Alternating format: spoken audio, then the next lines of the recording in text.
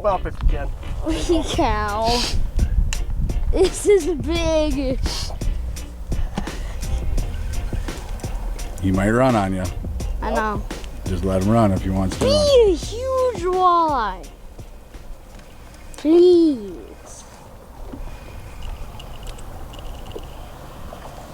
As soon as we probably see that weight, he's gonna bolt, I'm guessing. All right, there's the weight. I see the weight. Come on. Ooh, I saw it. See color. It's a walleye, I think. Big old walleye, Willie. Ooh. Holy. Okay. Okay, Dot, you can't reel anymore, so Yep. you're just gonna have to lift. Holy. Yes. Big walleye, Will. How long do you think that is? He's gonna be 26, 27. Please be 27. Please be 27. And I don't know how much you gave him, Willie. I felt like I just started getting heavy, and then I felt boom, boom, boom, and then. He is gonna be close. I'm guessing he's 25 3/4. I'm gonna guess 27. I hope it's 27. Ready? Yep. Oh, Almost 26. right there. He's almost 26. That's a good fish. That's a good fish. Here.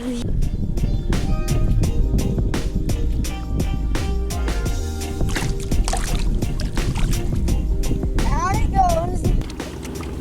goes. So, tactic that's been working really well lately for me is running little heavier weights like this 2-ounce weight on the pencil style and running slow death rigs. So I'm going to kind of show you how I like to rig these up.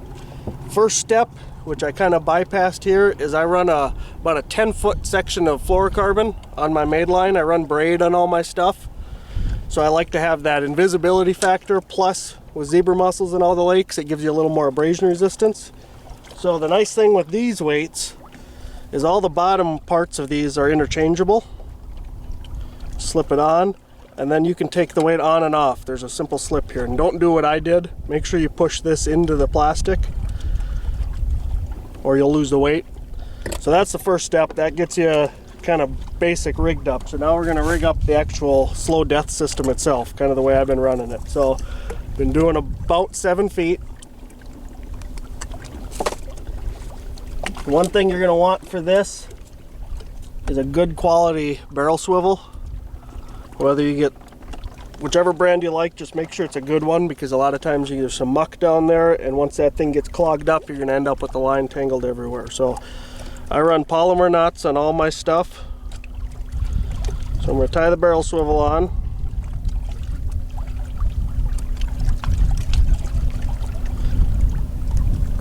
Cut my tag off, so now I got my baseline there. I'll go back on the business end of this. Now I like to run a float. There's nothing special, 1 1/4 floats, come in a bunch of different colors. This lake's got Cisco's and perch. Now the walleyes we're getting here are mostly kind of keying in on the perch, so I'm going to pick the green one. We're going to give that one a shot. So I run that on, and then one important thing with those floats is make sure you put at least 1 or 2 of these beads on there. It doesn't have to be green, it can be whichever color you like. One will do it, and I'll show you why when we get the hook tied on. So you've got your floats on, you got your beads on. These are the slow deaths I really like, size 1. It's a nice sturdy hook.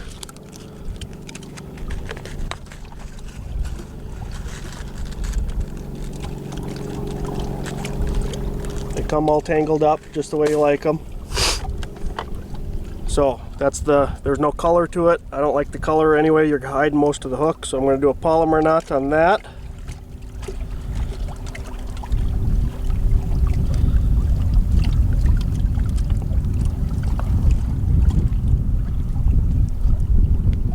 Cut my tag off, and then I'll show you the reason for the beads. The beads are not there for attraction.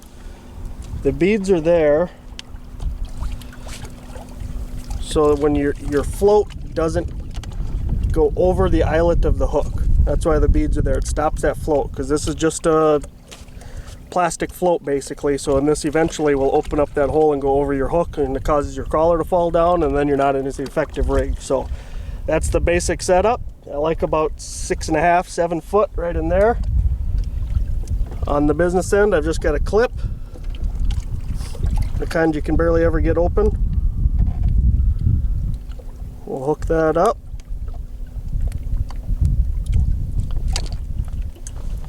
So that's my rig. I got it set up. Swinging a mess. Got her set up there. As far as weights go, I've been running 2 ounce. We went as much as 2.5 and as little as 1 ounce. The 2 ounce has been working really well. And you can use plastic crawlers. I'm a big fan of the real ones. You don't get a lot of perch doing this, but one thing you can do with the crawlers, everybody has a hard time hooking them. If you just poke them in the head, they'll suck back in, and then you can get that crawler right through the nose, and you can thread it up. Now most of these slow death hooks, if you got big crawlers, there's the crown right there, the ring. You go just past the ring, and if you poke your hook out there, pull the crawler up over the eyelet, pinch off like that, now you're set. So I've been trolling these anywhere from 0.7 to 1 mile an hour. We're trolling on depths of 22 to 30 foot, kind of covering a lot of area. There's a lot of fish spread out. Those perch are moving up and down. And this has been a really effective way to cover water and catch some big walleyes. So, Willie. I'll be fine with it. Okay. What you got there? Got something heavy on. Definitely not a stick. If it were, it would not be doing that. Whoop. Ooh. Oh.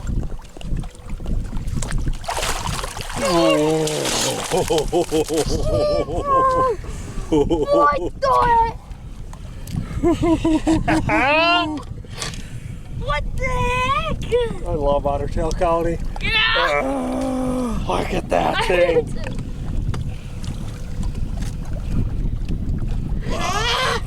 That's crazy. What'd you get him on? He hammered it. Slow death. Everybody uses it, but you use it a little different than everybody else. And it's dynamite. Yeah. Good boy. All right. I love it. Nice. Let's get another one.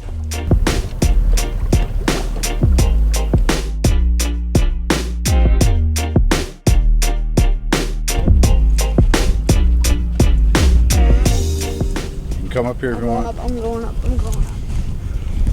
Holy, this guy's coming a lot easier than the last.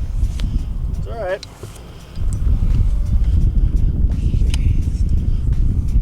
Oh.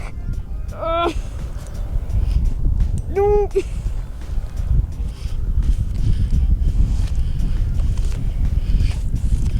Oh, where's The leader. the uni? Oh. Is that a pike? I don't know what it is. Whatever it is big. Come on. It's right here. Come on. What are you? That's no pike. That's no pike. Is it? No. It's a big one. It's not right in the net for us. Nice. He's not as Hooks fat. out. He's just long. Let's see. Just dead. Just complete dead weight. That's it. Yep, hooks out. That's all he was. He's not fat, but he's long. That's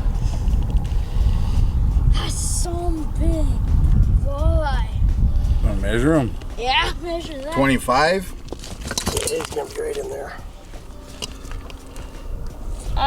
24 and a half. 4.5. Not as big as the last one, but certainly a nice fish.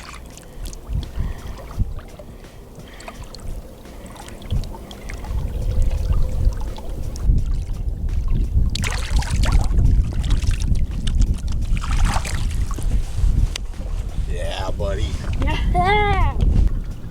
So we're in this pattern right now. It's a beginning of summer peak, and what that is, usually the middle 70s to upper 70s. That's kind of when the water temps start to level off. The whole lake's getting to be that warm temperature, and usually happens right around now, end of June, beginning of July. And what that means is those fish that have been sitting out in deep water since opener, recovering and kind of taking their time and getting recuperated, those fish pull up on a big piece of deep structure. And they're only here, you know, sometimes it's a 4 or 5 day window, sometimes it's a week and a half, 2 week window, but it's a short window every year. And when they're up there, it's dynamite fishing. You can just sit here in one spot, one area, and just pick off big fish left and right for days on end. So keep your eye on that water temps. We're 76.6 right now, and I think this just started here probably 3-4 days ago. So the way they're biting, I'm guessing we're going to have 2 or 3 more days of this, and then they're going to start to diverse out, spread out. You're going to have open water, you're going to have shallow, in-between fish. So something to look forward to when you're out on your trips, or late June, early July.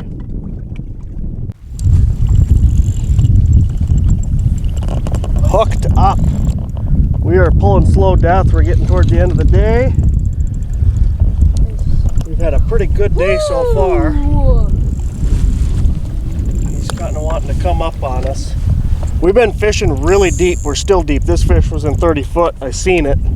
Ready, Will? Yep. Head first. I'm ready. Oh my.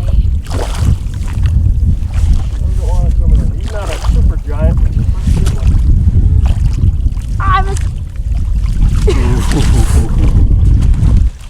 Tied up, William. Gosh. We got a nice one. What the? That's He's a good heavier fish. than the others. That fat body. What you running there? This is this is my slow death setup. There's a lot of mucky bottom out here in the deep stuff. We're kind of running that transition line from mud to sand, mud to gravel. So having that weight, that float, and then we're running pretty heavy weights. We're running 2 to 2.5 ounce weights on these. And the trick with this is the bottom bouncers I was trying the other day, they weren't quite working right because you couldn't give the fish enough time. Some fish will slam it, but most of these fish are just kind of picking it up and chewing on it. So with that slip weight I got on the end, you can give them a little bit of time, let them chew on it, and stick them. Gorgeous fish. Summer peak is a great time to be out. These fish are all up in predictable locations, easy to find, especially when they're deep like this. You can just drive around and pick out spots with a bunch of fish on them. Now, if you want to learn how to do this, be more than happy to show you. I've got a bunch of different tactics that I use this time of year. This is just one of them. Just give me a call, 218-640-0158. We'll get a quick measure on her and let her go. How big was it? 27.5. Should we let her go? Let's let her go. I let these big girls go the same way as Muskie. She's almost ready. Just hold her tail. You don't want to pump them. There she goes. This has been an awesome day. That's number 4. Smallest is 26. This is a great time of year, so I love it.